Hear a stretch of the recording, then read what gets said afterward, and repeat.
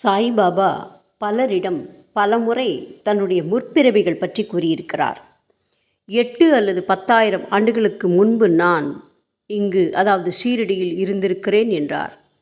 ஷாமாவிடம் 72 ஜென்மங்களாக உன்னை அறிவேன் என்றார்.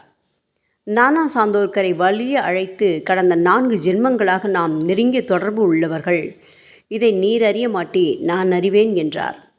கார்னிக் என்ற பக்தரிடம் உன்னை 2000 ஆண்டுகளாக அறிவேன் என்றார்.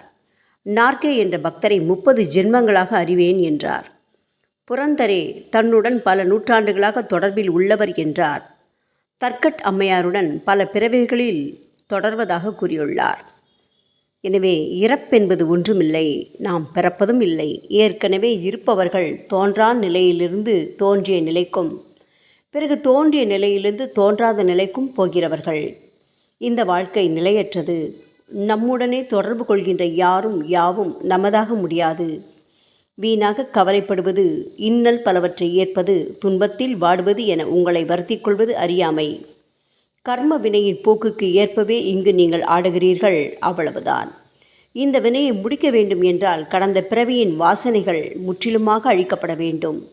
அவை அழிக்கப்பட வேண்டுமானால் சாது சத்குரு தரிசனங்களும் அவர்கள் தொடர்பும் வேண்டும்.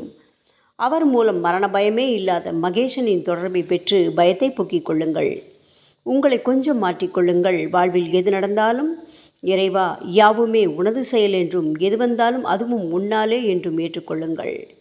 உங்களை மாற்றிக்கொண்டு, இந்த தேகமும் நான் அல்ல, இதில் வாழ்வதும் நான் அல்ல, நீயே என்று எண்ணிக்கொள்ளுங்கள். தேகத்துடன் இருந்தால் உன்னை கோவிலில் வந்து கும்பிடுவேன், தேகம் போனால் நேரில் வந்து தரிசிப்பேன் என கூறுங்கள். நாம ஜபத்தில் ஈடுபட்டு இந்த பிறவியை நல்லவிதமாக முடிக்க பாருங்கள். சேர்த்து வைத்த யாருக்கும் பலனில்லாமல் போகும் பைசாக்களையும் பொருட்களையும் கோவில் போன்ற அரசாலைகளுக்கு எடுத்து கொடுத்து புண்ணியத்தை பெருக்குங்கள். நன்றாக வாழ்வது என்றால் காசு, பணம், கார், பங்களா, மனைவி, மக்கள் என்று வாழ்வது மட்டுமல்ல. தேகாபிமானம் இல்லாமல் எல்லா காலத்திலும் அமைதியாக நிம்மதியாக வாழ பழகுவதான். தெய்வம் தருவன எல்லாமே சுகம் என்று எண்ணி வாழ்வதே நன்றாக வாழ்வது. மன இருளை நீக்கி அவன் அருளை நாடி வாழத் தொடங்குங்கள். நன்றாக வாழ்வீர்கள்.